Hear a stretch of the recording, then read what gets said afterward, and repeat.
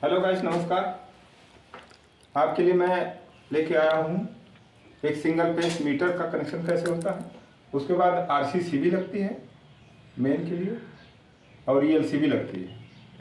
ELCB का क्या formula है और आरसीसीबी का क्या फार्मूला है, उसको ड्राइंग द्वारा बना रहा हूँ, आपको बता रहा हूँ। कल मैंने आप लोगों को बोला था कि फॉरवर्ड रिवर्स स्टार्टर का जो है फंडामेंटल बताऊँगा, उसका कंट्रोल ड्राइंग। तो गाइस प्लीज़ सॉरी, मैं कल नहीं आ पाया टाइम से, कुछ काम में लग गया था। उसका अपडेट मैं कल देता हूँ। आज सिंगल फेस मीटर के बारे में जानिए। सिंगल फेस का मीटर कैसे लगाना चाहिए। अब सिंपल सा है, लेकिन उसको याद रखिएगा।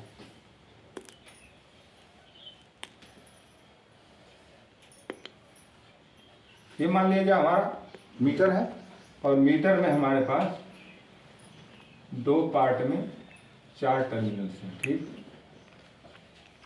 एक ये है, एक ये, एक इसमें, इसमें 4 पॉइंट बने हैं, 2 इधर 2 इधर। इसमें आपको लाइन देना पहले, बाहर से अगर केबल आती है, केबल पहले गई, इसमें लाइन इसमें देना होता है। लेकिन ये लाइन जो है आउट होती है किधर से, लास्ट से होती है, इधर से होती है लास्ट से लाइन। और न्यूट्रल जो होता है इधर जाता है और न्यूट्रल निकलता है इधर से, यानी कि ये हो गई लाइन और ये हो गया न्यूट्रल। अब यहाँ पे हमें लगाना होता है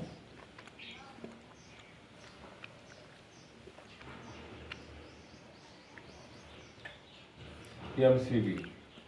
यहाँ पे एमसीबी लगा दिया, यहाँ लाइन डाल दिया और यहाँ न्यूट्रल, और यहाँ से हमने जो है लाइन ऐसे। लेकिन यहाँ पे हमें लगाना होता है, लोग लगा देते हैं एमसीबी लगाते हैं। वैसे एमसीबी में आइसोलेटर है कि एसपीएन है कि आरसीसीबी है कि ईएलसीबी है। अगर नॉर्मली सस्ता लगाना है, अगर शॉर्ट सर्किट पे ट्रिप मारने के लिए, तो एसपीएन लगाना चाहिए। एसपीएन का मतलब है सिंगल फेस विथ न्यूट्रल, वही ट्रिप मारती है शॉर्ट सर्किट में। लेकिन वो आती है सस्ती और उसको जो है शॉर्ट सर्किट में ही ट्रिप मारती है।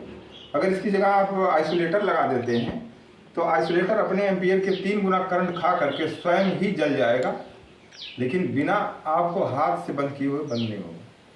इसलिए आइसोलेटर नहीं लगाना चाहिए। अगर सस्ता लगाना तो एसपीएन लगाना चाहिए, लेकिन एसपीएन भी घर में लगाना ठीक नहीं है। हमेशा आरसीसीबी लगाना चाहिए या ईएलसीबी लगाना चाहिए।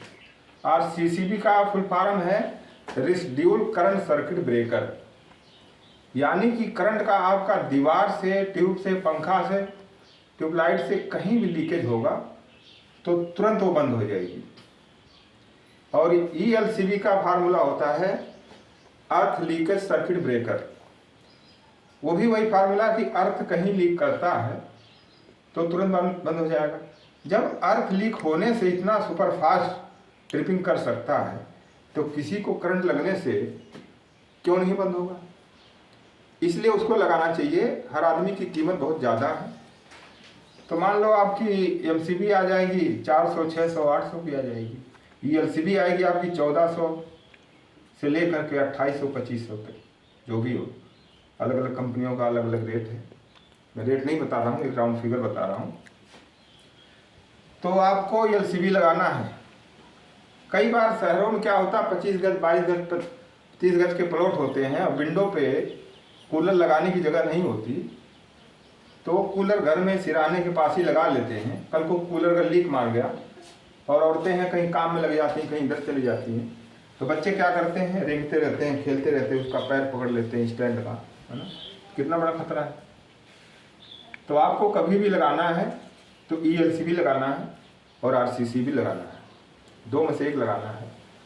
और आरसीसीबी ईएलसीबी लगाने के लिए वायरिंग बिल्कुल प्रॉपर होनी चाहिए, क्योंकि तार कहीं से कटा पड़ा होगा, कहीं से लूज होगा, मतलब टच होगा, बॉडी से, दीवार से टच होगा तो ट्रिप मार जाएगा, फॉल्ट ढूंढेंगे, फॉल्ट मिलेंगे नहीं। कई बार ऐसा होता है कि पंखा करंट मारता है, यानी कि पंखे के बॉडी में करंट आता है और ऊपर से रबड़ कट जाता है, पंखा चलता रहता है, तो उस कंडीशन में एलसीबी या आरसीसीबी ट्रिप मार जाएगी तो आप कैसे ढूंढेंगे। आप एलसीबी उठाएंगे, ट्रिप हो जाएगी, आप बाद में कहेंगे तो ख़राब हो गया है। लेकिन आप दूसरा बदलें चाहे तीसरा बदलें, हर एलसीबी या आरसीसीबी बार बार ट्रिप मारती रहेगी, फॉल्ट नहीं ढूंढ पाएंगे। आप एलसीबी को बार बार कहते रहें कि ये ख़राब। कभी ट्यूबलाइट की जो चौक होती है वो लीक कर जाती है, फट्टी के सहारे करंट आता है लेकिन ट्यूबलाइट जलती रहती है। आप कैसे पता करेंगे कि हमारी एलसीबी ख़राब है या हमारी लाइन ख़राब है? उसमें क्या करना, आप पूरे रूम की हर स्विच जितने भी होते हैं, जितनी यूनिट चलती होती, उसको आपने बंद कर देना है। उसको बंद करने के बाद एलसीबी उठाएंगे, आपकी एलसीबी उठ जाएगी।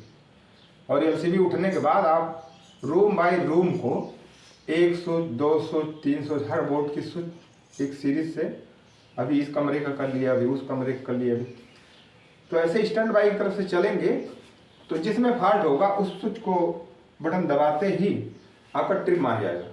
और ट्रिप मार जाएगा तो मतलब ये देख लो कि ये बटन, इस बटन से क्या चल रहा था, पंखा चल रहा था, ट्यूबलाइट चल रही थी, क्या यूनिट चल रही, यानी उस स्विच से जो यूनिट चल रही है उसमें फॉल्ट। अब मैनुअल चलाओगे, जैसे आरसीसीबी या एलसीबी नहीं लगी होगी तो चलता रहेगा, तो आपको पता नहीं पाएगा। इसलिए आरसीसीबी और ईएलसीबी का वायरिंग करते समय पूरा भरपूर ध्यान दिया जाता है। और फॉल्ट ढूंढने के लिए बिल्कुल ईजी तरीका है कि आप सारे रूम का स्विच बंद कर दीजिए और एक एक स्विच को ऑन करिए, जिससे वो बंद हुआ, ट्रिप मारा, उस पंखे में फॉल्ट है, उसको विधिवत उतार करके उसका सीरीज में करंट से चेक कर दिया जाए, यानी उसके बॉडी में करंट फैल रहा, उसके बॉडी में करंट फॉलो हो रहा, इसलिए नहीं चल रही। या तो उसको चेंज करिए या तो उसको ठीक करवाइए, उसके बाद आपकी जो है एलसीडी रेडी हो जाएगी। तो हर आदमी की कीमत बहुत ज़्यादा है, उसके मुकाबले एलसीडी की कीमत 1400 से लेके 2000 तक की कीमत कुछ भी नहीं।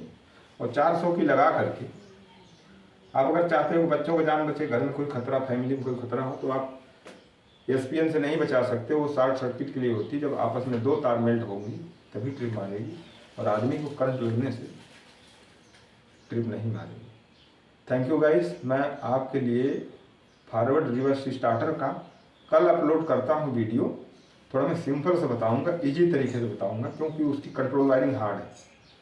तो कल तक इंतजार करिए, मैं कल आपके लिए जो है फॉरवर्ड रिवर्स स्टार्टर का कंट्रोल ड्राइंग और उसकी पावर बता दूंगा, और आप उसको पढ़िए और सही से देखिए। थैंक यू गाइस, नमस्कार।